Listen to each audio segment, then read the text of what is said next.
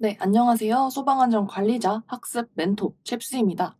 이번 시간에는 소방관계법령 파트 1의 길고 길었던 대장정의 마무리 4편으로 나머지 내용들 모두 정리해 보도록 하겠습니다.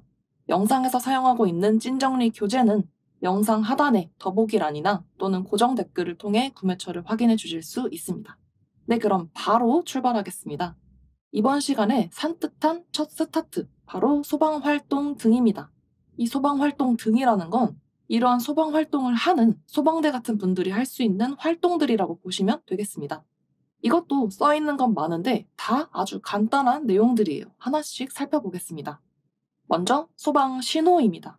이거는 말 그대로 지금 화재 위험이 있으니 경계가 필요하다거나 또는 진짜로 불이 났다거나 아니면 이 모든 상황이 종료가 되었다거나 할 때 이러한 상황을 종을 때리거나 또는 사이렌을 울려서 이 일정한 패턴으로 소리를 내면서 지금이 어떤 상황이구나 이렇게 바로 알 수 있도록 소리를 통해 상황을 알리는 것이 이 소방 신호라고 보시면 되겠는데요. 요즘이야 뭐 워낙 기술이 발달했으니까 말로 전달할 수 있지만 진짜 막 엄청난 대재앙이 일어났다거나 또는 직접 음성으로 전달하기 어려운 상황에서 이러한 소방 신호를 통해서 상황을 전달할 수 있겠습니다. 자, 그래서 이 소방 신호에는 경계, 발화, 해제, 훈련 신호가 있는데요. 먼저 경계 신호는 화재 예방상 필요하거나 또는 화재 위험이 있다고 이를 전달할 때 발령하는 신호가 경계 신호가 되겠고요. 두 번째 발화 신호는 지금 진짜로 화재가 발생했다. 지금이 화재 상황이다. 이럴 때 발령하는 게 이 발화 신호가 되겠습니다. 자, 그럼 여러분 생각해 볼게요. 지금 불이 났다. 이걸 알리려면 패턴이 어떨까요? 가장 직관적이어야 하니까 종을 막 사정없이 때리겠죠. 종을 그냥 냅다 난타를 해요. 댕댕댕댕댕댕 난타를 하면 이때는 왜 이렇게 시끄럽지? 불이 났구나 바로 알 수 있는 발화 신호가 되겠습니다. 그리고 사이렌 같은 경우도 아주 짧은 간격을 두고 짧고 빠르게 계속 울리는 거예요. 그래서 5초 간격을 두고 5초씩 3회를 울리는 패턴이 이 발화 신호에 해당하겠습니다. 댕댕댕댕 난타를 치거나 웨옹 웨옹 웨옹 이렇게 짧고 빠르게 3번씩 울리는 게 발화 신호다. 그러면 이에 비해서 경계 신호예요. 일단 예방상 필요하거나 좀 경계할 필요가 있다고 알리려면 사람들이 자기 생활 할 거 하다가 엥? 이게 지금 무슨 소리야? 무슨 소리 안 들려? 이렇게 귀가 좀 쫑긋해야 되겠죠? 일단 관심을 가지고 이게 뭔 소리야? 뭔 일 난 거 아니야? 이렇게 경계태세를 갖추게 하려면 이때 들려오는 소리가 좀 뭔가 특이점이 있어야 할 거예요. 그래서 타종의 경우에는 1타와 연 2타를 반복합니다.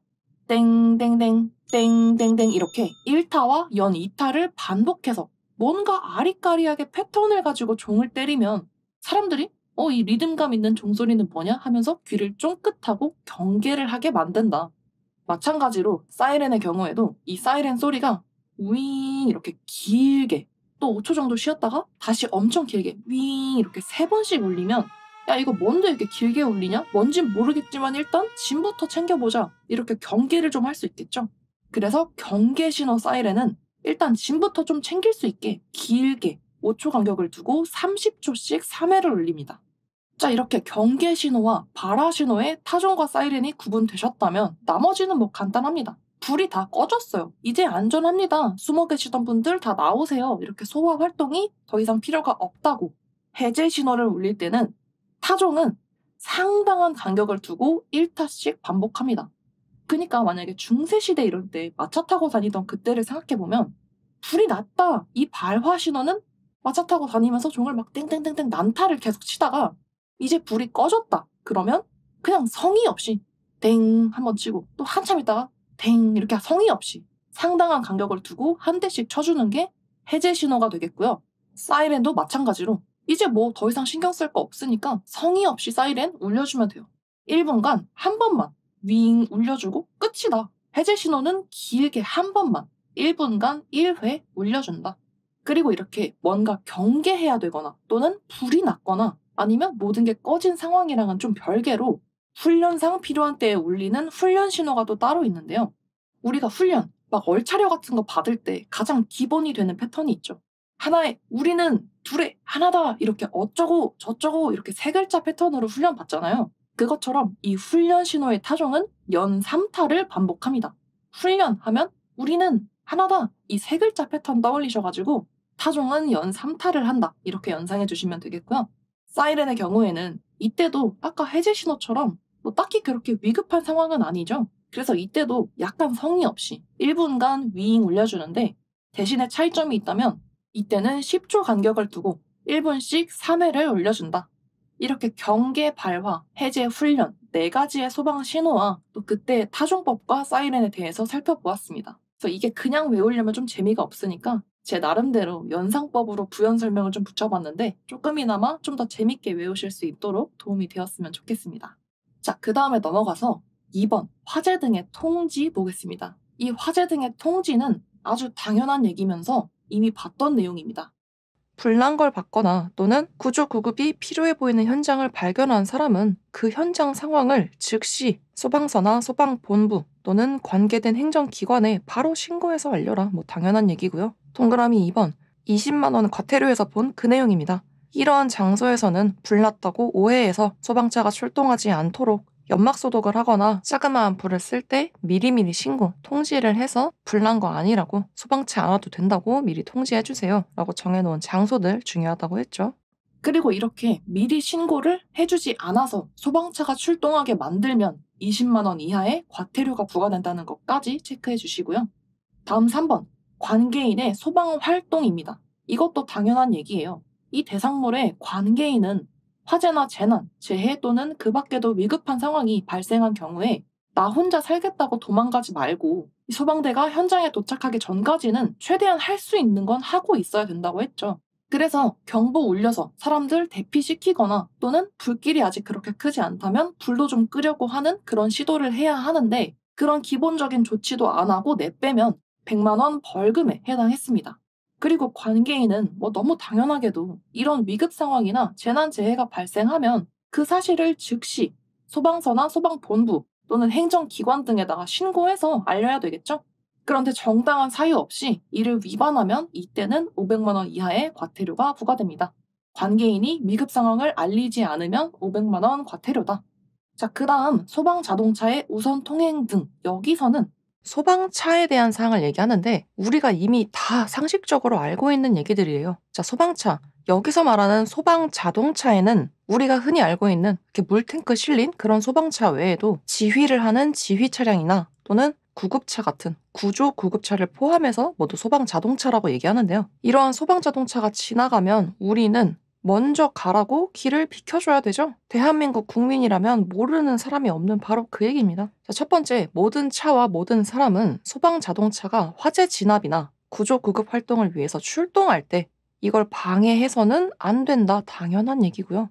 두 번째, 소방 자동차가 화재 진압이나 구조 구급 활동을 위해서 출동하거나 또는 훈련을 하기 위해서 사이렌을 삐용삐용 울릴 수 있다. 뭐 어려운 얘기는 아닌데 단순히 출동할 때뿐만이 아니라 훈련을 하기 위해서도 이 소방차의 사이렌을 울릴 수 있다는 거 당연하겠죠. 소방대원분들이 우리를 지켜주시려고 열심히 훈련하시는데 사이렌 정도는 뭐 당연히 울려주실 수 있겠죠. 자, 이렇게 소방자동차가 사이렌을 울려서 출동하는 경우에 소방차에게 진로를 양보하지 않거나 또는 소방차 앞에 끼어들어서 가로막거나 또는 그 밖에도 이 소방차의 출동에 지장을 주는 행위를 절대로 해서는 안 된다. 자, 모두 당연한 얘기들인데 대신에 여기서 포인트를 약간 찝어보자면 소방차가 사이렌을 울리면서 출동하는 경우에 우리가 알고 있는 이런 상식적인 행동들, 진로 양보도 해야 되고 끼어들거나 가로막지 말고 출동하는 데에 지장을 주면 안 된다. 이 내용들에서 사이렌 포인트 하나 찝어주시고요.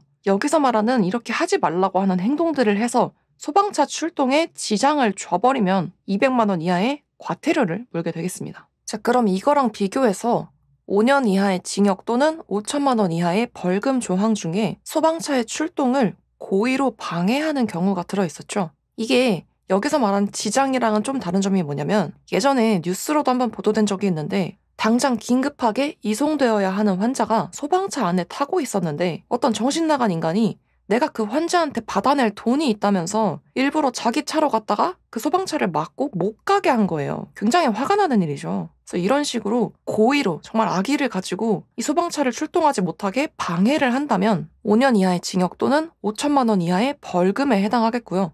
지금 이 소방차의 우선 통행에서 말하는 사이렌을 울려서 출동하고 있는 소방차에 대해서 진로를 양보하지 않거나 가로막거나 하는 등의 지장을 주는 행위를 한다면 200만 원 이하의 과태료에 들어간다는 거 비교해서 알아주시면 좋을 것 같고요. 그 다음에 이러한 소방 자동차의 우선 통행에 대한 내용을 정하는 건 되게 좀 의외로 소방법이 아니라 도로교통법을 따른다고 합니다. 의외죠. 어쨌거나 이 소방 자동차도 자동차의 통행에 관련된 거라서 우선 통행에 대해서는 도로교통법을 따른다. 체크해 주시고요. 5번째, 소방활동 구역의 설정인데요. 어떤 화재나 또는 재난, 재해가 발생해서 소방대원분들이 이제 거기에 출동하셔가지고 통제를 하겠죠. 그럼 이렇게 그 현장을 지휘하는 소방대장의 권한으로 마치 폴리스 라인처럼 이렇게 파이어 라인을 쳐서 소방활동 구역이라는 일정한 범위를 지정해서 아무나 들어오지 못하도록 그 구역에 대한 출입을 제한할 수 있대요. 그렇다고 아무도 못 들어오는 건 아니고 다음 페이지에 있는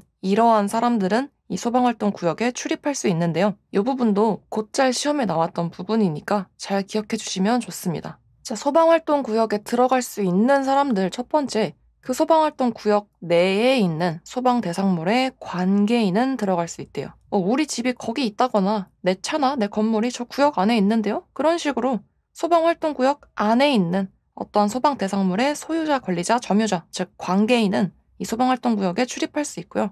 2번째, 3번째는 뭐 당연해요. 의사, 간호사 또는 구조, 구급 업무에 종사하시는 분들이나 3번째, 수사 업무, 경찰 수사 같은 이게 어떻게 된 일인지 조사하는 그런 수사 업무 종사자분들은 당연히 출입을 해야 되겠죠. 그 다음 전기, 가스, 수도, 교통통신 종사자로서 소방 활동에 필요한 자. 자, 여기서 생각해 볼게요. 이 구역 안에서 가스 탱크가 폭발해가지고 화재가 났어요. 그러면 이 상황을 수습하면서 가스 전문가 분들도 오셔가지고 복구를 해주시겠고 또 뭐 전기가 끊겼다거나 뭐 수도나 교통통신에 관련해서도 전문가 분들이 오셔야 되겠죠? 근데 그냥 마침 거기를 산책하려고 지나가던 어떤 가스 관련 분야에 종사하는 사람이 이렇게 지나가다 보니까 궁금해가지고 저 가스 관련 종사자인데 여기 들어가서 볼 수 있을까요? 하면은 원칙적으로는 들어갈 수 없습니다. 가스 관련 종사자라고 해서 무조건 들어갈 수 있는 게 아니라 소방 활동에 필요하다고 인정을 받은 사람이어야 들어갈 수 있다는 거예요. 그러니까 전기, 가스, 수도, 교통통신에 관련한 전문가 분들은 이 소방대원 분들 측에서 와서 좀 도와주세요, 복구해주세요 하고 도움을 청해서 필요하다고 인정한 사람만 들어갈 수 있다는 거죠. 그래서 전기, 가스, 수도, 교통통신은 소방활동에 필요한 사람이 출입할 수 있다는 거 체크해 주시고요. 그리고 보도 업무 종사자나 취재 인력, 뉴스를 통해서 이런 소식을 전달해야 되는 취재진 분들이나 보도 업무 종사자도 출입이 가능하고요. 그 밖에도 소방대장에 출입 허가를 받은 사람이 출입할 수 있습니다. 자, 그럼 만약에 문제로 다음 중 소방활동구역에 출입할 수 있는 사람을 고르시오 이렇게 나왔어요. 그래서 1번에 소방활동구역 이웃지역 소방대상물의 관계인, 2번 뉴스 보도기자, 3번 전기종사자, 4번 통신종사자 이렇게 나오면 자, 일단 1번은 소방활동구역 안에 있는 곳이 아니라 소방활동구역의 그냥 이웃한 지역이면 외부인 거죠.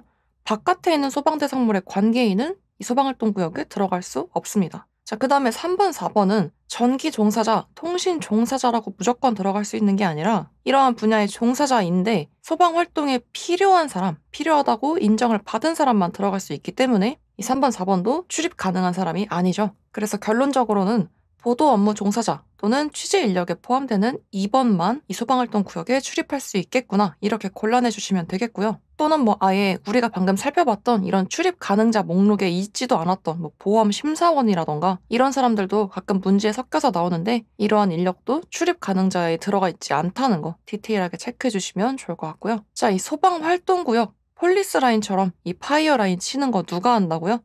현장에 있는 소방대장이나 또는 관할 소방서장이나 본부장 등이 파이어라인 칠 수 있는데 이때 소방대가 부재 중이거나 또는 소방대장이 요청한 경우에는 경찰 공무원이 이러한 출입 제한 조치를 대신 해줄 수 있다는 거 기억해 주시고 넘어가도록 하겠습니다. 그 다음 소방활동 종사 명령입니다. 이건 쉽게 말해서 지금 여기서 불이 났는데 인력이 부족한데 너무 급해요. 그러면 민간인이어도 그 현장에 있는 사람이나 또는 그 관할구역에 있는 사람들을 소집해서 불을 끄거나 인명을 구출하도록 투입시킬 수 있습니다. 그러니까 그냥 민간인인데 이런 소방 활동에 참여해서 종사하도록 명령할 수 있다는 거죠. 그래서 여기에 투입시킬 때는 그냥 들여보내면 안 되니까 이 소방 본서장과 같은 현장을 지휘하는 소방대장은 그 사람한테 이 소방 활동에 필요한 보호 장구도 지급해줘야 하고 필요한 안전 조치는 다 해서 들려보내야 한다는 것이 1번 내용이고요. 다만 이때 이렇게 종사 명령에 따라 불을 끄거나 번지지 않도록 하는 일을 못하게 방해를 한다. 예를 들어서 제 여자친구 왜 데려가요? 제 남자친구예요. 절대 안 돼요. 이렇게 방해하면 5년에 5천 벌금이 부과될 수 있습니다. 그러면 이렇게 민간인인데 이 현장에 동원이 되는 거면 진짜 목숨 걸고 종사하는 거나 마찬가지이기 때문에 무상으로 할 수는 없고 적어도 그에 대한 비용이라도 지급을 해야 되겠죠? 그래서 이렇게 소방 활동에 종사한 사람에게는 일정 비용을 지급할 수 있는데 이 비용을 누가 내냐면 시도지사가 합니다. 왜 소방 본서장이나 소방대장이 아니고 시도지사가 돈을 내요? 하실 수도 있는데 이 소방 본부나 소방서는 돈을 막 가지고 비용을 집행하고 이런 일을 하지는 않죠. 정말 불을 끄고 하는 이런 소방 활동만 청렴하게 수행하는 기관이기 때문에 이런 비용 지급에 대해서는 시도지사가 맡아서 지급할 수 있습니다. 다만 다음 페이지에 나와 있는 이러한 경우에 해당한다면 이때는 소방 활동에 종사했다 하더라도 돈을 받을 수 없는 경우인데요. 첫 번째, 그 위급 상황이 발생한 소방 대상물의 관계인은 소방 활동에 종사했더라도 비용을 지급하지 않습니다. 왜냐면 이 관계인한테는 자기 건물 지키는 게 당연한 일이기 때문에 이 관계인은 소방 활동에 종사하더라도 비용을 지급하지 않고요. 두 번째, 너무 당연하게도 그런 화재나 또는 구조 구급이 필요한 상황을 이 사람이 저지른 상황일 때 그 사람 때문에 이런 일이 생겼는데 소방 활동에 동참 좀 했다고 비용 지급해주면 안 되겠죠? 그리고 세 번째, 그 현장에서 물건을 훔쳐서 가져간 사람이면 이때도 비용을 지급하지 않습니다. 대표적으로 옛날에 백화점 붕괴 사건이 있었죠. 그 현장에서도 물건을 훔쳐간 사람이 굉장히 많았다고 해요. 그런 식으로 아무리 이 현장에서 내가 사람들 구출해내고 이러한 소방 활동에 참여했다 하더라도 그 현장에서 물건을 훔쳐서 가져간 사람한테는 비용을 지급하지 않습니다. 그래서 여기까지 소방활동 종사 명령에 대한 내용도 간단하게 살펴보았고요. 자, 그 다음 강제 처분 등 내용 보겠습니다. 이 부분도 참 알고 보면 별거 없는데 말을 정말 어렵게도 써놨어요. 그래서 제가 위에 첨부해놓은 그림이랑 같이 보시면서 술술 같이 읽어보겠습니다. 자, 1번 소방 본서장 또는 소방대장은 인명 구출 및 불이 번지는 것을 막기 위해서 필요한 때에는 화재가 발생하거나 불이 번질 우려가 있는 소방대상물 및 토지를 일시적으로 사용하거나 또는 그 사용을 제한하거나 또는 소방활동에 필요한 처분을 할 수 있다. 이게 뭔 말이야, 그쵸? 자, 간단해요. 위에 그림 보시면요. 이렇게 A 건물이 있고 바로 옆에 B 건물이 있다고 칠게요. 이때 A 건물에서 불이 났네요. 그러면 이 바로 옆에 있는 B 건물에도 불이 번질 수도 있고 또는 이 A 건물에서는 동선이 잘 안 나와가지고 이 A 건물의 불을 끄기 위해서 B 건물을 통해 들어가서 어떠한 소방활동을 해야 될 수도 있겠죠? 그리고 또는 만약에 이 근처가 다 마른 풀떼기로 덮여있는 뭐 갈대밭이거나 이래요. 그러면 이 토지에도 불이 번질 위험이 있을 수도 있고 또 아니면 어떤 소방활동을 하기 위해서 이 토지를 점거해서 써야 될 수도 있겠죠. 뭐 소방차가 들어온다거나 해야 되니까. 자, 이렇게 소방 본서장 또는 그 현장을 지휘하는 소방대장이 인명구출, 사람을 구하거나 또는 불이 더 번져나가는 것을 막기 위해서 필요한 때에는 이렇게 당장 불이 붙은 A 건물뿐만이 아니라 옆에 있는 B 건물이나 또는 이 근처의 토지들처럼 이 화재가 발생하거나 불이 번져나갈 우려가 있는 소방 대상물 및 토지를 이 소방대원분들이 일시적으로 사용해서 뭐 여기에 주차해놓고 쓴다거나 또는 뭐 B 건물 통해서 들어가서 소방활동을 하는 것처럼 일시적으로 사용을 할 수도 있고 또는 일반 사람들한테는 잠깐 여기 쓰지 말고 다 나가세요. 위험하니까 들어오지 마세요. 이렇게 사용을 제한시키거나 또는 그 밖에도 소방활동에 필요한 어떤 강제적인 처분을 할 수 있다는 게 바로 이 강제처분 등 1번 항목의 내용입니다. 별거 없죠. 너무 당연한 얘기예요. 다만 이제 우리가 저번에 벌칙표에서 봤던 것처럼 이러한 강제 처분에 따르지 않거나 방해를 하는 경우에는 3년에 3천 벌금이 부과될 수 있다는 거 같이 챙겨주시고요. 자, 그 다음 2번 내용은 앞서 본 1번 항목과 거의 비슷해요. 한번 볼게요. 역시나 소방본서장 또는 소방대장은 인명 구출 및 불이 번지는 것을 막기 위해서 긴급하다고 인정되는 때에는 1번의 소방대상물 또는 토지 이외에 또 다른 소방대상물과 토지에 대해서도 일시적으로 사용하거나 또는 그 사용의 제한 또는 소방활동에 필요한 어떠한 처분을 할 수 있대요. 거의 똑같죠? 그래서 이거를 굳이 조금 차이점을 그림으로 비교를 해보자면 1번 항목의 그림은 바로 이 부분처럼 화재가 발생하거나 그 불이 바로 번져나갈 우려가 있는, 그러니까 따지면 바로 약간 근접해 있는 이러한 소방대상물이나 토지에 대해서는 이 소방대원분들이 여기를 좀 써야 되겠는데 또는 사람들한테 못 쓰게 해야 되겠는데 이런 식으로 강제 처분이 필요한 때 소방대가 일시적으로 사용하거나 또는 일반인들한테는 사용을 못하게 제한하는 등의 필요한 처분을 할 수 있는데, 이번 항목은 이를테면 이렇게 당장 근접해 있지는 않다고 가정해 볼게요. 이렇게 1번 이외에 또 다른 대상물이나 토지에 대해서는 어떨 때 강제 처분이 가능하다?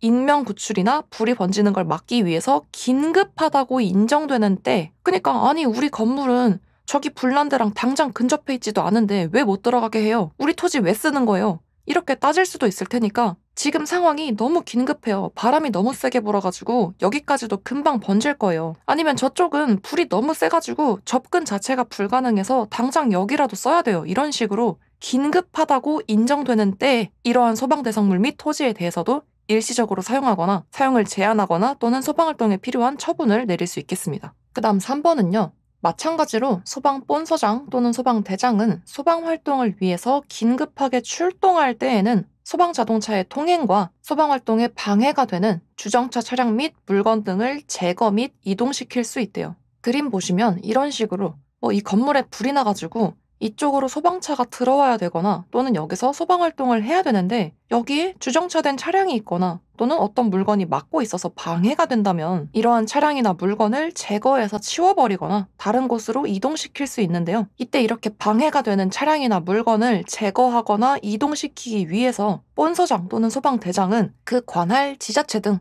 관련된 기관에 그걸 끌어갈 견인 차량과 인력에 대한 지원을 요청할 수 있고요. 이러한 지원 요청을 받은 지자체 같은 관련 기관의 장은 어떠한 정당한 사유가 있는 게 아니라면 이러한 지원 요청에 협조해야만 합니다. 자, 그러면 이렇게 지원을 나간 견인 차량과 인력에 대해서는 그분들 입장에서는 우리가 무상으로 도와주는 게 아니니까 당연히 그에 대한 비용을 받아야 되겠죠. 그래서 그 지원에 대한 비용을 누가 내냐면 시도지사가 시도 조례로 정하는 바에 따라서 비용을 지급할 수 있습니다. 자, 그러니까 정리하면 여기서 소방 활동을 해야 되는데 방해가 되는 차나 물건이 있어서 치워야 될 것 같아요. 그래서 이거 제거 및 이동시킬게요 하는 권한은 누구한테 있어요? 소방 본서장 또는 소방대장이 그 판단을 하겠죠.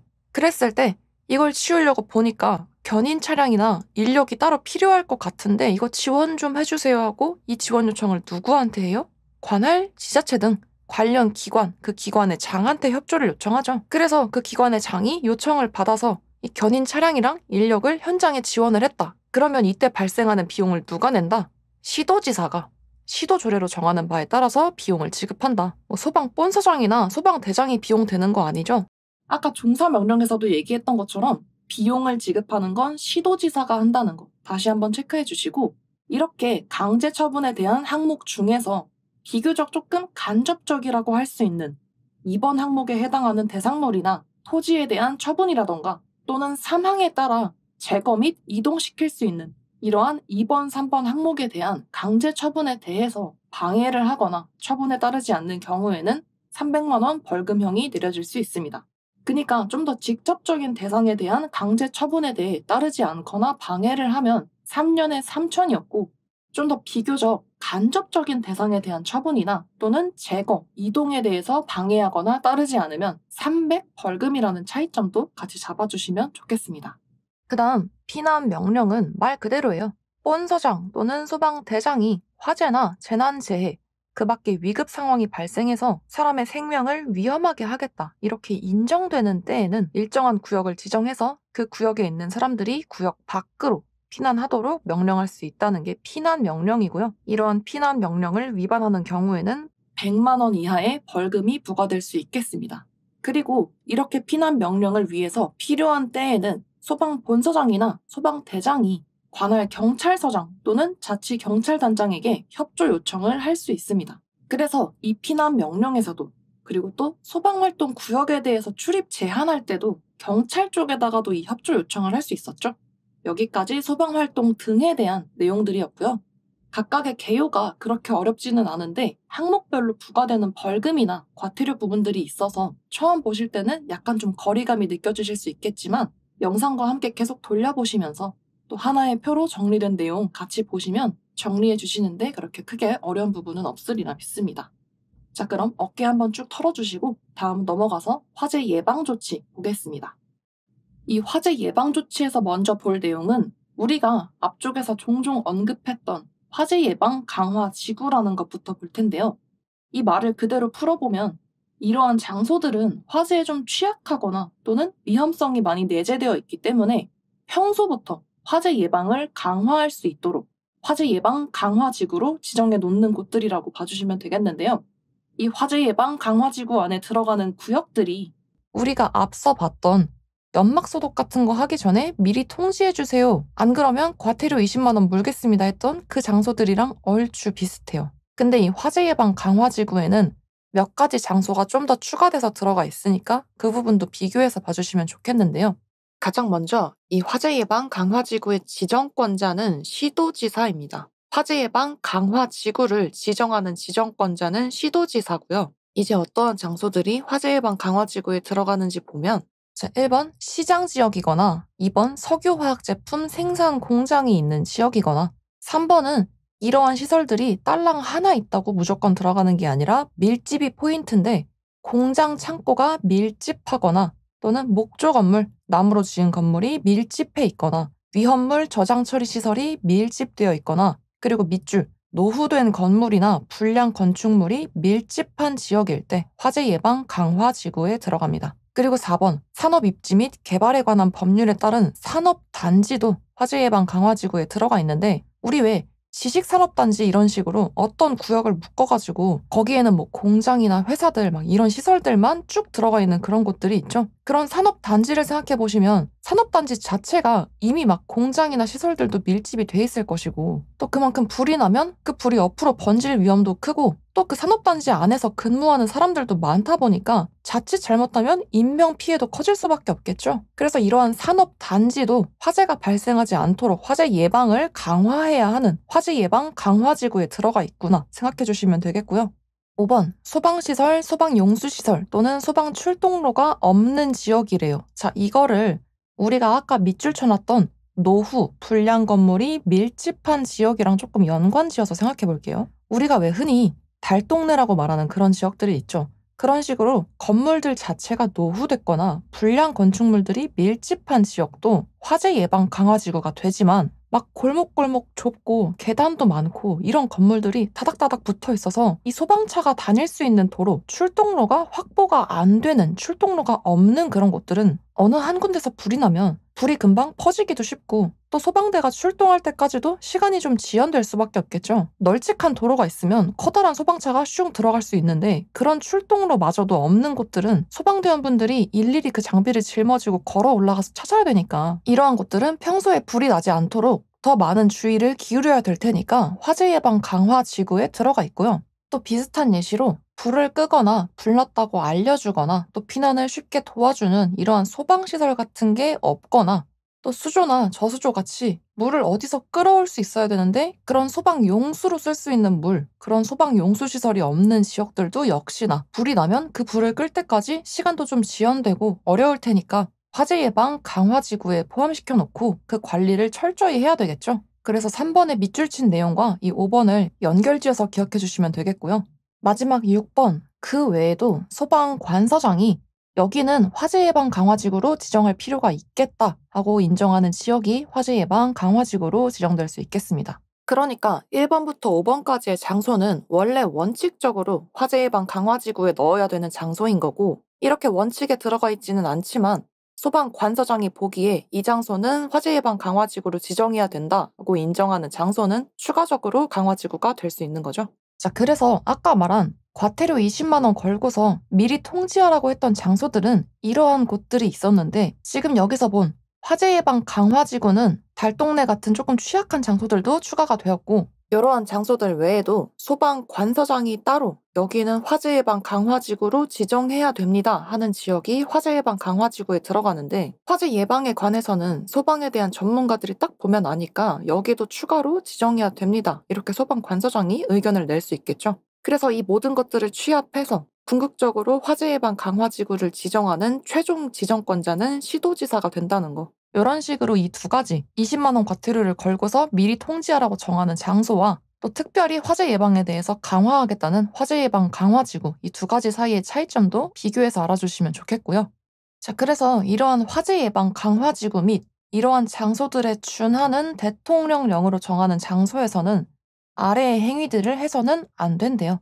모닥불을 지피거나 흡연 같은 화기를 취급하면 안 되고, 풍등 같은 소형 열기구를 날려서도 안 되고, 용접이나 용단처럼 불꽃을 발생시키거나 또는 그 밖에도 대통령령으로 정해놓은 화재 발생의 위험이 있는 행위들을 해서는 안 되겠습니다. 다만 이제 행안부령으로 세부사항으로 정해놓은 안전조치를 미리 해둔 경우에는 예외적으로 이러한 행위들을 할 수도 있다는 거.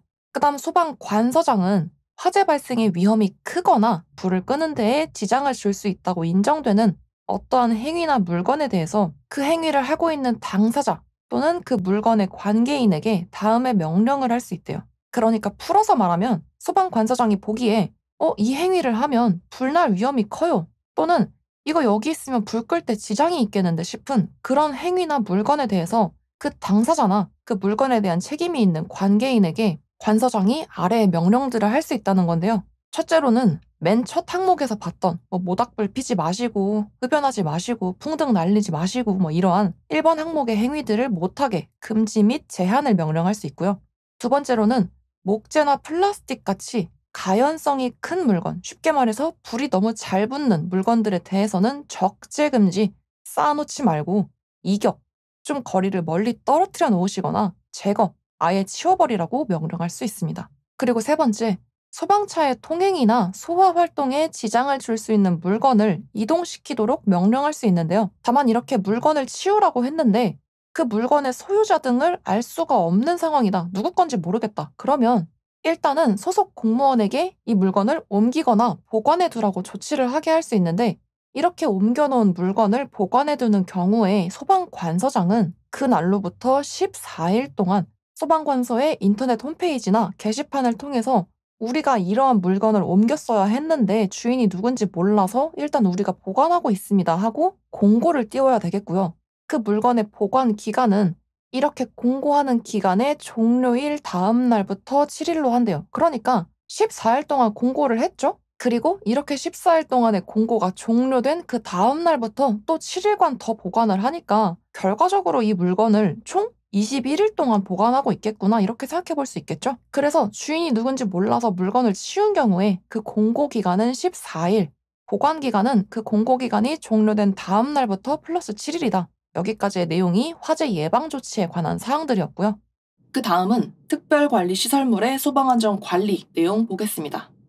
이 특별 관리는 말 그대로 이러한 장소들, 시설들은 화재나 재난이 발생하면 사회 경제적으로 타격이 너무 크다. 그래서 이러한 것들은 더 특별하게 관리를 하겠다 하는 건데요. 사회 경제적으로 타격이 클 만한 것들이면 그냥 단적으로 생각해봐도 그 시설물 자체의 규모가 좀 크겠죠? 그래서 무엇이 들어가 있나 보니까 비행기, 배, 철도, 지하철 이런 시설이거나 석유나 가스, 천연가스를 다루는 곳들, 또 건물 중에서는 초고층이거나 또는 지하랑 연결된 복합 건축물이거나 문화재거나 지하에 통신용이나 전력용 케이블 같은 게 들어가 있거나 산업 단지가 형성된 곳이거나 이런 곳들인데, 우리가 조금 디테일하게 체크를 하자면 영화관은 수용 인원이 1000명 이상일 때, 그리고 전통시장일 때는 점포가 500개 이상일 때, 물류창고일 때는 연면적이 10만 제곱미터 이상일 때 특별관리 대상물이 된다. 이런 사항들 알고 있어서 나쁠 건 없겠죠. 자, 그래서 이러한 특별관리 시설물에 대해 책임이 있는 그 시설물의 관계인은 화재의 예방 및 안전관리를 체계적이고 효율적으로 하기 위해서 대통령령에 따라 안전원에서 또는 소방청장이 지정하는 어떤 기관으로부터 정기적으로 화재 안전 진단을 받아야 한대요. 이거 제가 앞에서 잠깐씩 언급했었죠. 지정된 어떤 기관으로부터 화재 안전 진단을 받는데 그 진단 결과에 따라서 등급이 나눠진다. 그래서 특별관리 시설물은 화재 안전 진단을 받아야 하는데, 이 화재 안전 진단을 받아야 하는 대상들을 또 디테일하게 봐줘야 되겠죠. 이 말이 되게 복잡해 보이죠? 근데 따지고 보면 대부분 기준이 연면적 5,000제곱 이상인 것들이고요. 그래서 뭐 화재 안전 진단 대상물 하면 엔간하면 연면적 5,000 이상인 것들인데 비행기만, 공항시설만 연면적 1,000제곱 이상이고 또 지하구 중에서는 공동구. 이게 우리가 볼 때는 지하구나 뭐 공동구나 비슷한 개념이긴 한데 지하구는요. 전력, 통신용 케이블이나 뭐 가스 배관 같은 것들을 지하 공간에 설치하는 그런 시설물인데 이게 소방법에서는 되게 디테일하게 규모까지 정해놨어요. 이런 규모 이상이면 지하구라고 정한다. 그래서 우리는 그냥 지하 공간에 어떤 시설물들을 수용하면서 그게 일정한 규모 이상이 되면 지하구라고 하는구나 이렇게 생각해 주시면 될 것 같고요. 공동구는 비슷한데 뭐 전기나 가스나 수도나 통신, 하수도 같이 지하에 매설되는 시설물들이 있죠. 이런 지하 매설물들을 공동으로 수용하는 걸 공동구라고 하는데 얘네들을 땅속에 묻음으로써 지상은 좀 더 보기에도 깨끗하고 공간도 좀 더 여유로워지겠죠. 그래서 이러한 기능을 수행하는 어쨌든 공동구는 땅에 묻는 시설물들을 공동으로 수용하고 있는 그러한 공간들을 공동구라고 하는구나. 그렇게 생각해 주시면 되겠는데 어쨌거나 저쨌거나 화재 안전 진단을 받아야 하는 대상에는 이런 식으로 지하 매설물들을 공동으로 수용하는 이러한 공동구에 대해서는 주기적으로 화재 안전 진단을 해야 되겠고요.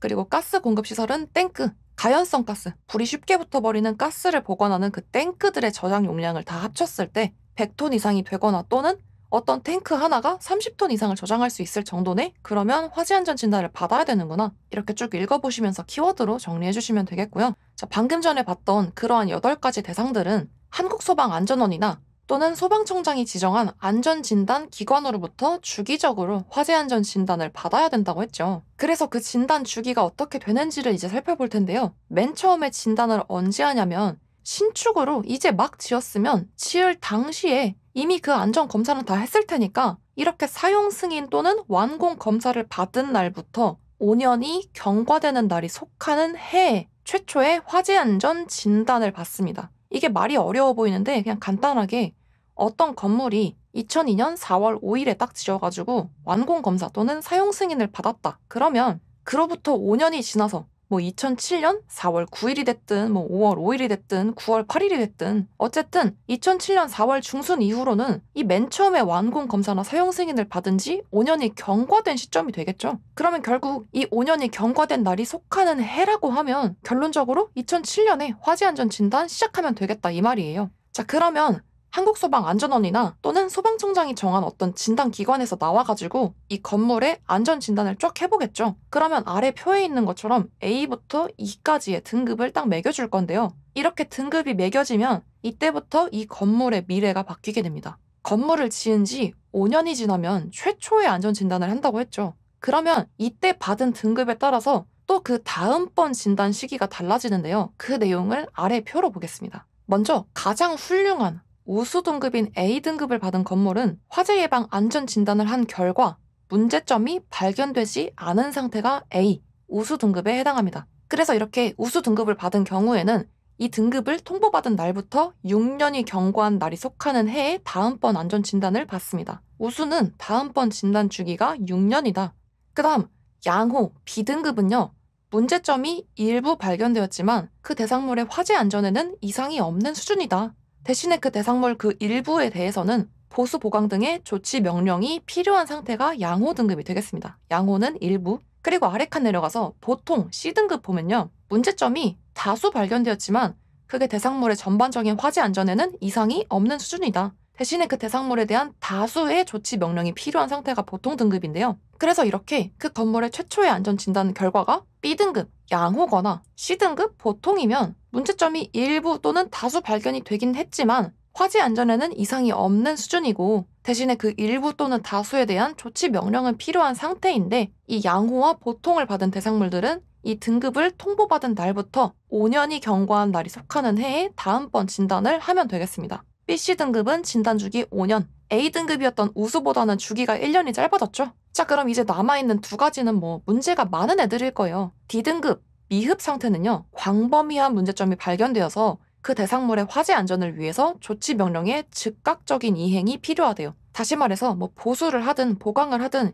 이러저렇게 조치를 취하세요 하는 조치 명령을 바로 즉각적으로 이행할 필요가 있고 그럼 이렇게 무슨 조치를 바로 하려면 그런 동안은 이 대상물의 사용을 좀 제한하도록 권고할 필요가 있겠죠. 당장 아주 막 쓰지 마세요까지는 아니지만 이 사용의 제한을 권고할 필요가 있는 상태가 D등급 미흡 상태고요. 가장 최악이 이제 2등급 불량 등급이겠죠. 아주 중대한 문제점이 발견되어서 그 대상물의 화재 안전을 위해서 마찬가지로 조치 명령의 즉각적인 이행이 필요한데 이때 대상물의 사용을 중단하도록 권고할 필요가 있는 상태가 불량 2등급이 되겠습니다. 그러니까 불량과 미흡을 비교하자면 미흡은 광범위한 문제점이 있는 거, 불량은 아주 중대한 문제점이 있는 거. 그래서 둘 다 조치 명령을 즉각적으로 이행해야 하는데 미흡은 그 건물의 사용을 제한하도록 권고하는 거고 불량은 그 건물의 사용을 중단하도록 권고할 필요가 있다는 차이점이 있죠. 그래서 이러한 미흡 또는 불량 등급을 받은 대상물은 안전진단 주기도 가장 짧아요. 다음번 진단을 좀 더 빨리 해야 된다. 그래서 미흡 또는 불량 등급은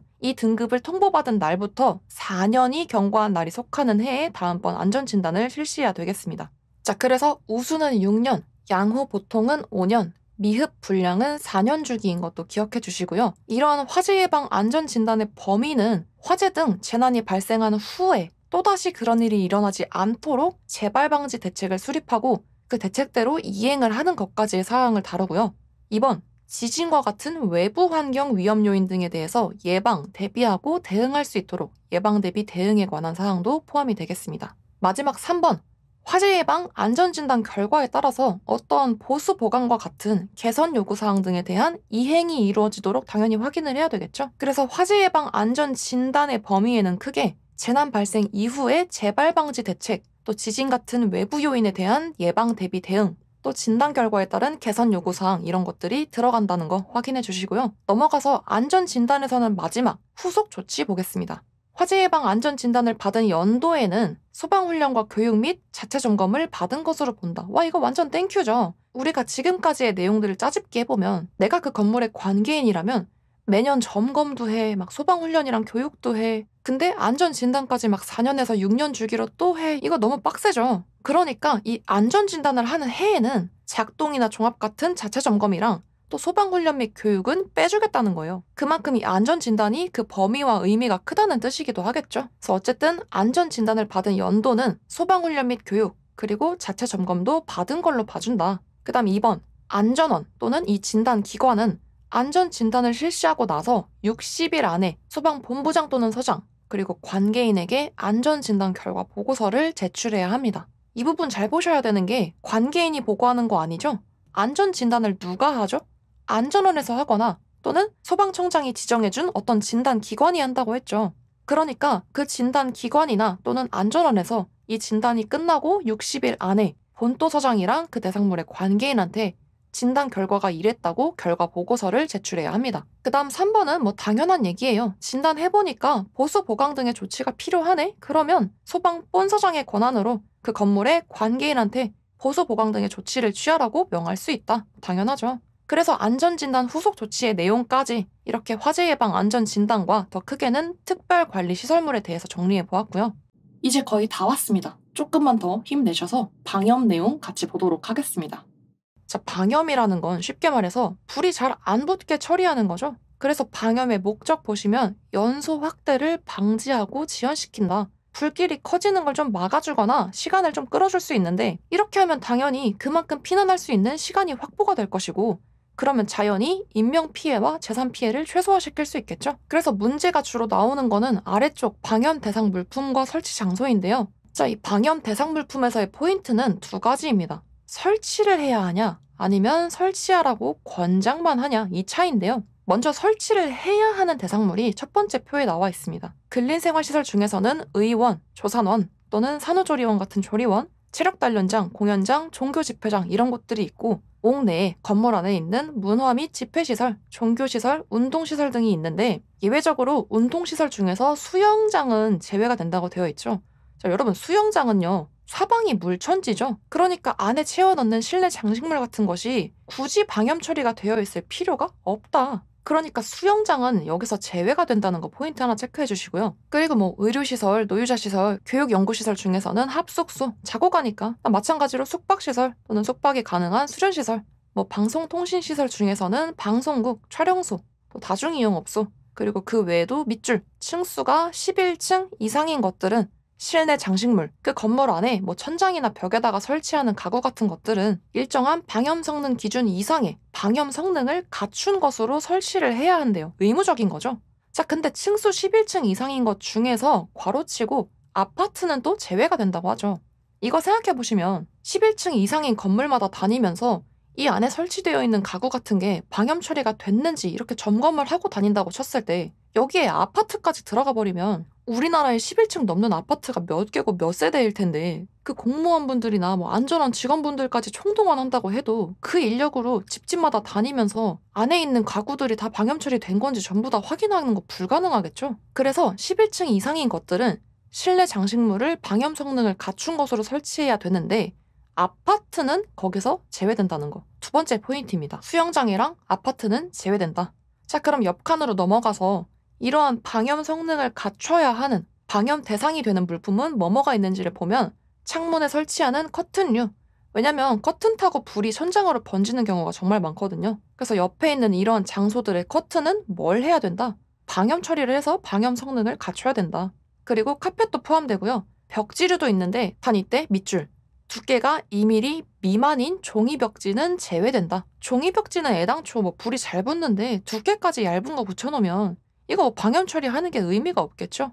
그래서 두께 2mm 미만의 종이벽지는 방염 대상 물품에서 제외되고 그 외의 벽지류들이 방염 대상 물품이 되겠고요. 그 다음에 아까 뭐 방송국이나 촬영소도 있었으니까 전시용이나 무대용으로 쓰는 합판, 섬유판 같은 거, 그리고 암막, 무대막 같은 것도 일종의 커튼 같은 애들이니까 방염품에 포함될 것이고 붙박이 가구류, 또 종이나 합성수지 또는 섬유류를 주원료로 하는 물품들, 또 합판, 목재 이런 것들은 딱 봐도 불이 좀 잘 붙게 생겼으니까 방염 처리해서 방염품 써야 되겠고 공간을 구획하기 위해서 설치해둔 칸막이나 흡음재, 방음재 같은 것들까지가 방염 대상 물품이 되겠습니다. 그러니까 지금까지 살펴본 장소들과 물품들은 의무적으로 방염 성능을 갖춘 방염 물품을 설치해야 된다는 얘기인데 이 의무 중에서 특이한 애가 하나 있어요. 바로 섬유류나 합성수지류를 원료로 하는 소파나 의자. 얘네들이 방염 대상이 되는 경우는 어디에만 한정하냐면 단란주점, 유흥주점, 노래방에 설치하는 경우만 방염 대상 물품이 됩니다.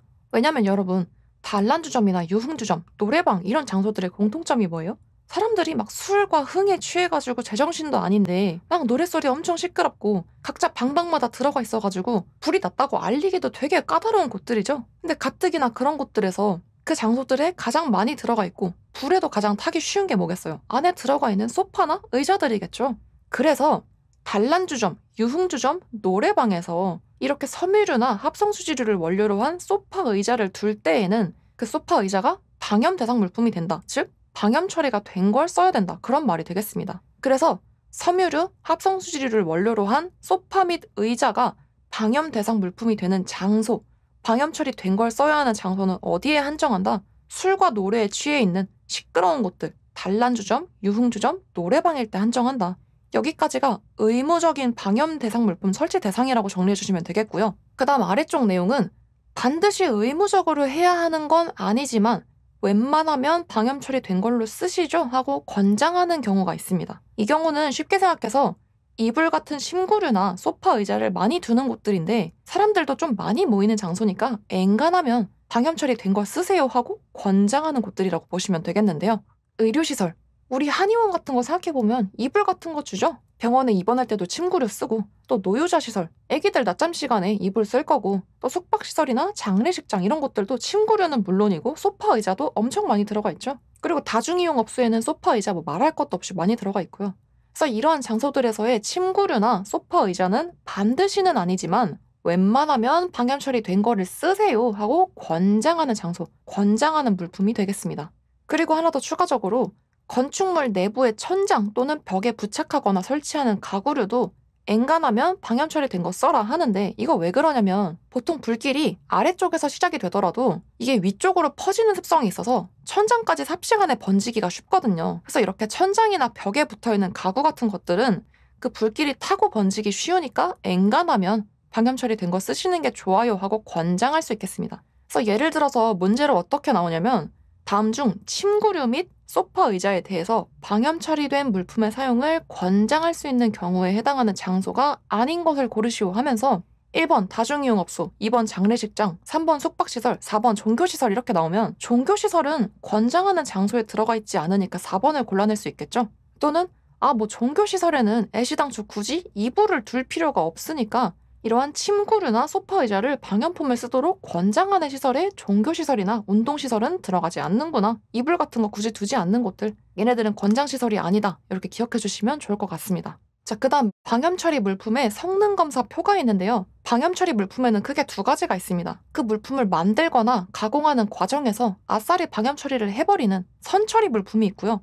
또는 그 물품을 갖다가 붙이는, 설치하는 현장에서 방염 처리를 하는 현장 처리 물품, 이렇게 두 가지로 나눌 수 있는데, 선 처리 물품의 경우에는 이거 방염 처리 제대로 됐는지 검사해 주세요 하고 신청한 그 검사 신청 수량 중에서 일정 수량의 표본을 추출해서 검사를 실시합니다. 그러니까 예를 들어서 그 물품을 막 찍어내고 있을 때 몇 개 추출해가지고 방염 처리 잘 됐는지 검사를 한다는 거죠. 이러한 선처리 물품의 검사를 실시하는 기관은 한국소방산업기술원에서 맡아서 하고 있습니다. 선처리는 기술원. 그래서 방염 처리 잘 됐네 하고 합격을 받으면 합격 표지를 부착하는 방식이고요. 이 물품을 설치하는 현장에서 방염 처리를 하는 현장 처리 물품은 검사 권한이 각 지역의 시도지사 또는 소방서에 위임된 경우에는 관할 소방서장이 성능 검사에 대한 권한이 있고요. 그러면 소방서장님이든 시도지사님이든 이 현장 처리 물품들 방염 성능 검사 받으려고 매번 불러다가 모실 수 없으니까 어떡하겠어요?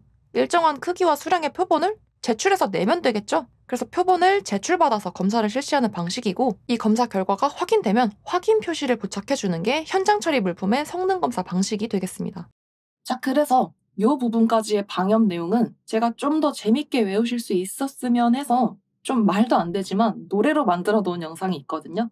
그래서 혹시라도 궁금하신 분들은 이 영상 마지막에 클릭하시면 바로 넘어갈 수 있도록 제가 화면에 띄워드릴 테니까 이 영상으로 확인해 주시면 조금 더 재미있게 암기해 주실 수 있겠습니다. 자, 그 다음에는 이러한 방염 성능이 기준에 충족하는지 테스트를 했을 때, 이 정도면 방염 성능을 충족한다고 할 수 있는 방염 성능 기준을 보겠습니다. 첫 번째, 이 테스트를 하려는 물체에다가 불을 갖다 대보는 거예요. 그러면 타긴 타겠죠. 근데 그게 아주 짧은 시간 안에 꺼져야지 이 방염 성능을 만족한다고 볼 수 있는 거예요.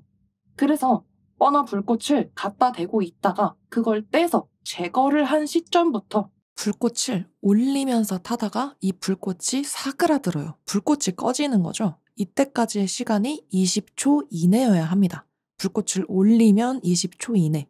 근데 불꽃 없이 불꽃을 올리지 않고 그냥 지글지글만 하다가 꺼진다면 이때는 30초 이내로 그쳐야 하겠습니다. 왜냐면 이 방염이라는 건 옆에 있는 다른 애들한테 불을 옮겨 붙이지 않고 그냥 소멸하는 게 중요해요. 그래서 불꽃을 올리면서 탄다면 올리지 마 이렇게 20초 이내로 꺼져야 하고, 불꽃을 올리지 않고 지글지글 한다면 불꽃을 올리는 경우보다는 그 옆에다가 옮겨 붙일 가능성이 좀 더 줄어들겠죠. 그래서 10초의 여유를 더 줘서 30초 안에 꺼지면 방염 성능 기준을 충족하는 것으로 봅니다. 올리면 20, 안 올리면 30. 다음 두 번째는 이 탄화한 면적이나 길이로 따져보는 거예요. 그래서 탄화한 면적으로 봤을 때는 50제곱센티미터 안짝으로 들어와야 하고, 탄화한 길이로 봤을 때는 20cm 이내로 들어와야 하겠습니다. 그래서 이걸 조금 더 쉽게 외우자면, 이제 얘가 막 좋다고 타들어가려고 했는데 지금 얘는 방염 성능을 충족해야 하는 애니까 오면 안 돼, 이 길이 아니야, 이렇게 외워볼 수 있겠습니다. 오면 안 돼, 이 길이 아니야, 이렇게 면적으로는 50 이내, 길이로는 20 이내여야 하겠고요. 그 다음 불꽃에 의해서 완전히 녹을 때까지, 이게 녹는 게 어떻게 방염이에요? 계속 버티고 있어야 하는 거 아닌가요? 이렇게 생각하실 수도 있는데, 이 방염이라는 건 그냥 자기 혼자 불사르는 한이 있더라도 다른 데다가 불을 막 옮겨 붙이지 않는 게 포인트라고 봐주시면 되겠어요. 그래서 그냥 녹아 없어져 버리는 건 괜찮다, 막 다른 데다가 불 옮겨 붙이고 이러지 않고 그냥 자기 혼자 타다가 없어지거나 아니면 처음에 본 것처럼 그 불길이 사그라들어 버리는 걸 말하기 때문에 완전히 녹아버려도 괜찮다. 다만 이때는 불꽃을 3번 이상 갖다 댔을 때까지는 좀 버텨주라 이겁니다. 그래서 불꽃에 의해 완전히 녹을 때까지 불꽃을 접촉한 횟수는 3회 이상이어야 한다. 녹을 땐 녹더라도 최소 3번 이상은 버텨주라. 마지막으로 소방청장이 고시한 방법으로 발연량, 발생한 연기의 량, 그 농도를 측정했을 때 최대 연기 밀도는 400 이하여야 합니다. 자, 그래서 방염 성능 기준, 불꽃을 올리면 20초, 안 올리면 30초 안에 꺼져야 하고, 탄화한 면적은 오면 안 돼, 50 이내, 길이는 이 길이 아니야, 20 이내. 그리고 녹을 땐 녹더라도 3번 이상은 버텨주라. 그리고 연기는 400 이하. 그래서 여기서 이 불꽃 접촉 횟수 말고는 다 이하 기준인 점 체크해 주시고, 이제 넘어가서 이러한 방염 성능을 통과한 합격 물품에게 주어지는 합격 표시 및 표지 기준을 보겠습니다. 이것도 정말 간단한 내용이에요. 먼저 1번 보시면 방염 물품의 종별로 이 합격 표시를 바로 붙일 수 있는 게 있고, 아니면 표시를 가열해서 붙여야 하는 것이 있는데요. 이거는 선처리 물품에 대해서 부착하는 표시라고 봐주시면 되겠습니다. 자, 그래서 먼저 표시를 그냥 바로 붙일 수 있는 건 합판, 섬유판, 소파, 의자 등이 있어요. 이거 생각해 보시면 합판, 섬유판, 얘네는 둘 다 나무 판자 같은 거고, 소파랑 의자도 결국에 그 궁뎅이 대고 앉는 부분은 딱딱한 판자 같은 고정된 부분이 있죠. 그래서 이렇게 딱딱하게 고정된 판때기가 있는 경우에는 여기다가 이 방염 합격 표시를 바로 붙일 수 있다. 그리고 이때 붙이는 표시의 규격이 어때요? 이렇게 마크의 높이가 8mm다. 그래서 우리는 어떻게 외울 거냐면요. 바로 갖다 붙일 수 있는 거니까 빨리빨리 처리할 수 있죠? 그래서 빨리빨리, 파리파리, 그래서 8mm, 8mm 이렇게 외워볼게요. 그래서 합판, 섬유판, 소파, 의자 같이 딱딱한 판때기가 들어가는 것들은 바로 빨리 붙일 수 있으니까 8mm다. 그럼 고정되는 게 없이 그냥 흐물흐물해요. 그냥 천떼기다. 예를 들어서 커튼 같은 물품. 여기다가는 바로 붙일 수가 없겠죠? 흐물흐물하니까. 그래서 이 표시에 열을 가해서 뜨거울 때 접착력 있게 쫙 붙여야 돼요.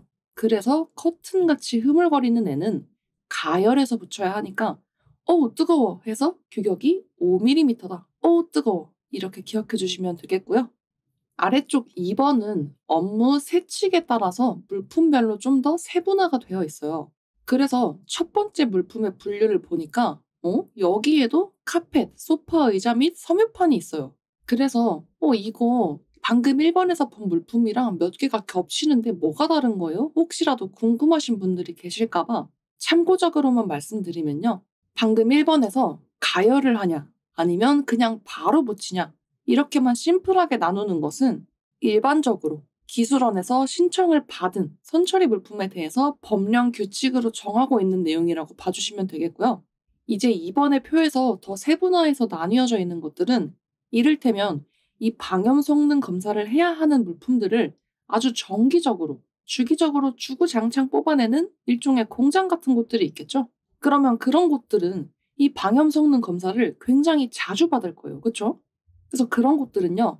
어떤 세칙, 세부 규칙으로 정하는 일정한 조건에 부합하는 경우에는 어떤 일정한 검사 항목들을 생략할 수 있도록 해주는데, 이런 식으로 검사 항목을 생략해서 성능 검사를 받을 수 있고, 그렇게 해서 합격한 경우에 부착하는 표지들이 아래쪽에 있는 표라고 보시면 되겠습니다. 그래서 그렇게 중요한 내용은 아니고요. 혹시라도 이 1번과 2번이 뭐가 다른가 궁금하신 분들이 계실 것 같아서 참고만 해주시면 되겠습니다. 그래서 우리는 이렇게 세 칙으로 정하는 아주 세세하게 나눠놓은 두 번째 표를 이제 같이 보겠습니다. 자, 먼저 카펫, 소파, 의자, 섬유판 이렇게 있어요. 여기서 섬유판이라는 건 목재를 아주 얇게 조각조각 점여가지고 그걸 압착해서 만든 게 섬유판이라고 보시면 되겠는데요. 주로 이런 섬유판은 실내 천장이나 벽 같은 데에도 쓰입니다. 그래서 이 네 가지는 약간 거실로 묶어서 생각해 볼 수 있겠죠? 이렇게 압착해서 가공된 목재인 섬유판으로 이루어진 실내에 카페트 깔고 소파랑 의자 놓는 거 이렇게 생각해 볼 수 있겠죠? 자, 그러면 이렇게 막 빨간 카페트, 막 무늬가 화려한 소파나 의자, 그리고 섬유판 이런 모든 곳에서 이 표지가 잘 보이려면 바탕이 되는 색이 뭐여야 될까요? 가장 깨끗한 흰색이어야 되겠다. 막 무늬가 휘황찬란한 카펫이나 소파에서는 이 방염 합격 표시가 잘 보이려면 가장 깨끗한 흰색 표지여야 제일 잘 보일 테니까요. 그쵸? 그래서 거실에 쓰이는 애들, 카페트, 소파, 의자, 섬유판의 합격 표시는 바탕색이 어디에나 붙여도 깨끗하게 잘 보이도록 흰색이어야 하고, 거기에 거민 및 글자색은 얘 혼자만 남색입니다. 그래서 거실 세트의 글자색은 남색이다. 그 외에는 전부 글씨색이 검정색이라서 굳이 외울 것도 없습니다. 그래서 거실 세트인 카펫, 소파, 의자, 섬유판은 흰색 바탕에 남색 글씨. 그리고 이 표시의 규격이 또 있는데 30에 20으로 제시된 규격 중에서 이 거실 세트 애들한테 붙이는 게 제일 큽니다. 그래서 막 조카들이 놀러 왔어요. 그래서 거실로 막 뛰어들어가면서 뭐라 그래요? 우와, 삼촌, 이거 뭐야? 이러죠. 그래서 거실에 막 뛰어들어가는 조카들 생각하면서 거실 세트, 카펫, 소파 의자, 그리고 바닥이나 벽에 까는 섬유판, 얘네들한테 붙이는 건 삼촌, 이거 뭐야? 해가지고 3232 이렇게 외워주실 수 있겠습니다. 그 다음 합성수지 벽지류라고 해가지고 비닐 벽지라던가 인테리어 필름이나 시트지 같은 이런 벽지류에는 뭘 붙이냐면 약간 홀로그램으로 된 은색 바탕의 표지를 붙입니다. 지금 저희 교재에서는 쓸 수 있는 색깔이 한정적이어가지고 티가 안 나는데 이 그림으로 대신 보여드릴게요. 이렇게 홀로그램으로 반짝반짝 빛나는 은색 바탕에 작은 표시를 붙이는데요. 우리 벽지 한번 생각해 보세요. 우리가 보통 방염 처리돼가지고 불에 강한 그런 벽지를 생각해 보시면 약간 어두운 톤으로 단색으로 되어 있는 경우가 많죠. 회색같이. 그러니까 이 인테리어를 해치지 않는 선에서 대신에 좀 반짝반짝해가지고 쉽게 이 표지를 찾아볼 수는 있도록 이렇게 홀로그램으로 된 은색 표지를 붙인다. 이렇게 생각해 주시면 좋을 것 같아요. 그래서 벽지는 인테리어를 위해서 은색 바탕에 표지를 붙이고요. 이때 글자색은 검정색이라고 했죠. 그리고 표시의 규격은 가장 작은 15, 15입니다. 이것도 인테리어용이니까 가장 작은 표시를 붙인다. 미관상 해치지 않도록 가장 작은 15, 15를 붙인다. 이렇게 외워주시면 좋을 것 같습니다. 다음 합판이나 목재 또는 목재 블라인드가 있어요. 이거는 그러니까 진짜 그 나무 판자의 결이 막 살아있는 그런 찐 목재를 얘기하는 거죠. 그럼 여러분 보세요. 이 방 안에 커튼 대신에 블라인드를 설치하는데 그걸 목재, 나무로 된 블라인드를 막 설치할 정도의 정성이면 이 얼마나 나무에 진심인 사람이겠어요. 그쵸? 근데 거기다가 갑자기 이 나무와는 어울리지 않는 막 흰색, 은색 이런 거 붙이면 그 사람 입장에서는 굉장히 모냥 빠지고 화가 나겠죠? 그래서 어떻게 해요? 이 나무에다가는 나무에 어울리는 반짝반짝한 금색 바탕의 표시를 붙입니다. 같은 노란 계열이니까 좀 티가 덜 나면서도 그래도 이거 방염 성능 인정받았구나 알 수 있도록 홀로그램으로 반짝반짝 빛난다. 이렇게 생각해 볼 수 있겠죠? 그리고 글자색은 역시나 검정색이고요. 우리 앞에서도 말씀드린 것처럼 이런 벽지류라던가 또는 목재로 인테리어를 하는 장소는 그 미관을 생각해야 되기 때문에 표시의 크기가 어떻다고요? 가장 작은 15, 15라는 거. 그래서 벽지류도 목재나 합판도 미관을 생각해서 표시의 규격은 가장 작은 15, 15인데 다만 벽지류는 약간 어두운 계열이니까 은색 바탕을 쓰고 그리고 목재나 목재 블라인드, 합판 이런 거는 나무 계열이니까 노란색인 금색 바탕을 쓴다. 이렇게 외워볼 수 있겠습니다. 마지막으로 섬유류가 있는데요. 이 섬유류는 세탁기 돌려서 빨 수 있냐 아니면 세탁을 할 수 없냐 이렇게 두 가지로 나눌 수 있습니다. 그래서 섬유류면 둘 다 규격은 25에 15로 동일하죠. 섬유류는 252로다. 근데 세탁을 할 수 있는 내세탁성인 경우에는 표시가 은색이에요. 그리고 세탁을 할 수 없는 비내세탁성인 경우에는 표시가 투명이죠. 이거는 자 보세요. 귀 쫑긋하고 잘 들어보셔야 돼요. 우리가 세탁기 돌리는 건 언제 빨래를 돌리죠? 막 때 타서 지저분해지면 그때 빨래를 돌리죠. 그래서 이 은색 표지랑 색깔이 비슷해졌다. 이만치나 더러워졌다. 그러면 빨래를 돌려야 하니까 내 세탁성은 은색 표지를 쓰고요. 반대로 이거는 못 빨아요. 세탁을 할 수가 없어요. 그러면 평생 얘는 닳아서 버릴 때까지 계속 깨끗하고 맑고 자신 있는 상태를 유지해야 돼요. 그래서 표시가 어떻다고요? 아주 맑다 못해 투명하다. 비내 세탁성은 이 투명함을 유지해야만 하는 운명이다. 네, 좀 억지 같지만 이렇게 기억해 주시면 잊어버리는 일이 없겠죠? 또 혹시라도 여러분들만의 암기 팁이 있다면 댓글로도 공유해 주시면 좋을 것 같고요. 표 아래쪽에 써 있는 부착 위치 내용도 간단합니다. 이런 합격 표시는 시공이나 설치를 한 이후에도 이 표시들을 확인하기 쉬운 그런 위치에 부착을 해야 되겠고요.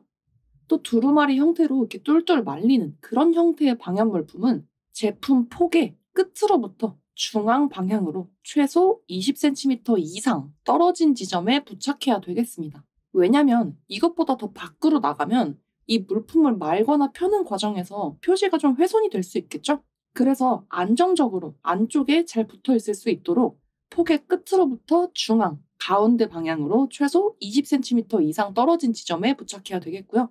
그럼 반대로 이렇게 훼손될 우려가 별로 없는 그냥 낱장 단위인 그런 방역물품의 경우에는 제품 폭의 끝으로부터 20cm 이내 가생이에 붙여도 된다. 그렇게 보시면 되겠죠. 그리고 섬유류 같은 경우에는 이게 스티커처럼 그냥 붙여버리면 금방 떨어져 버릴 테니까 가열을 해서 아예 이 표시를 지져서 붙여버린다. 자, 여기까지가 방염에 대한 내용이었습니다. 제가 중간중간 말씀드린 암기법이 좀 도움이 되셨으면 좋겠고요. 이제 진짜 끝이 보입니다. 드디어 이 길고 길었던 소방 관계법령 파트 1의 마지막 소방의 날과 자동차에 설치하는 소화기 보고 마무리해 보도록 하겠습니다. 자, 먼저 소방의 날입니다. 이거는 뭐 외울 필요도 없을 정도로 아주 간단한데 가끔 이렇게 거저주는 문제로 나오거든요. 그래서 보시면 우리나라에서는 소방의 날을 제정해서 사람들한테 안전의식도 고취시키고 기념 행사도 하는 그런 날을 만들었는데요. 이 소방의 날은 11월 9일입니다. 119죠, 119. 소방이니까. 대신에 이거 1월 19일이랑은 헷갈리지 않으셔야 하는 게 우리가 소방서에 신고 전화할 때 1을 빠르게 따닥 2번 누르고 그리고 손가락 내려가서 따로 9번을 누르잖아요. 그래서 1을 빠르게 따닥 누르니까 11월 9일이 되겠습니다. 소방의 날은 11월 9일이다. 자, 마지막. 자동차에 설치하는 소화기예요. 그래서 아래에서 정하고 있는 이러한 자동차에는 그 안에 차량용 소화기를 비치해야 하는데 이때 해당하는 대상 자동차는 일단 승용차 중에서는 5인승 이상의 승용차이거나 또는 승합차, 화물차, 그 외에도 견인 작업 같은 특수한 작업을 수행하는 특수 자동차가 해당하겠습니다. 승용차면 5인 이상, 그 외에는 차체가 큰 승합차나 화물차, 특수차가 소화기 비치 대상이 된다. 그 다음 이러한 차종별로 설치해야 하는 소화기 설치 기준이 있습니다.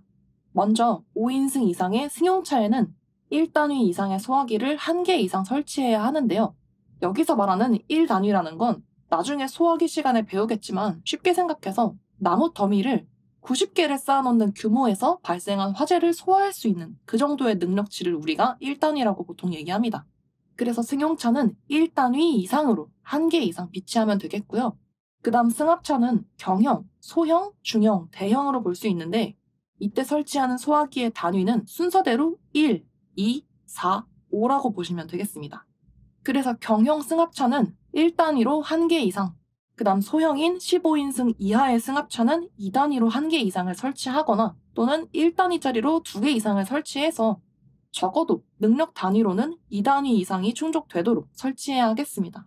그리고 16인승부터 35인승까지는 중형 승합차로 보는데 이때는 4단위가 필요하다. 그래서 2단위짜리로 2개 이상을 더야 하고 가장 큰 대형 승합차 36인승 이상일 때는 5단위 정도는 충족해야 하기 때문에 3단위짜리 하나 그리고 2단위짜리로 하나 이 정도는 설치해야 되겠습니다. 그래서 보통은 이 소화기를 설치할 때 운전자석 아래쪽에 공간이 있다면 거기다가 설치를 하거나 또는 요즘에는 이렇게 헤드 뒤쪽에 걸 수 있게 제품이 많이 나와가지고 그렇게 머리 뒤쪽으로 걸어두거나 아니면 조수석 위치에 많이 설치합니다. 그래서 어쨌든 손이 바로바로 닿을 수 있는 그런 위치에 있어야 한다. 그리고 화물차 중에서 중형 화물차 같은 경우에는 1단위로 1개 이상 설치하고요. 대형 화물차부터는 2단위로 1개를 설치하거나 아니면 1단위짜리로 2개 이상을 설치해서 2단위 이상은 만족하도록 설치해야 하겠습니다. 아래쪽 특수차에 설치하는 소화기의 약재 종류와 그때의 중량이 있는데 이거는 암기 가능하신 분들만 챙겨주시면 될 것 같고요. 정리하자면 승용차는 1, 승합차는 경소 중대 순으로 1, 2, 4, 5 다음 화물차는 중1, 대2 이렇게 정리해 주시면 되겠습니다.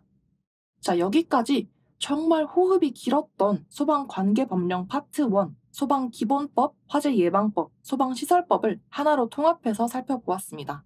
이 다음부터 이어지는 다중이용업소법, 또 초고층법, 재난법, 위험물안전관리법은 교재상에서는 얘네들도 소방관계법령으로 이름이 붙어 있긴 하지만 저는 우리가 지금까지 배운 이 전통적이라고 했던 기본법, 예방법, 시설법과는 조금 구분하기 위해서 나머지 법들은 앞으로 그냥 그 법들 자체의 이름으로 붙여서 설명드릴 예정이니까 제가 무슨 얘기를 하다가 우리가 소방관계법령에서 배웠던 뭐뭐 있잖아요. 이렇게 얘기를 드리면 아, 기본법, 예방법, 시설법을 묶어서 얘기하는 거구나. 이렇게 이해해 주시면 되겠습니다. 자, 그럼 이번 시간도 정말 고생 많으셨고요. 영상에서 사용한 찐정리 교재는 댓글이나 영상 설명란에서 구매처 확인 부탁드리고 또 영상이 도움이 되셨다면 좋아요와 구독, 또 재밌는 댓글들 많이 남겨주시면 감사드리겠습니다. 네, 그럼 저는 다음 영상에서 뵙겠습니다. 감사합니다.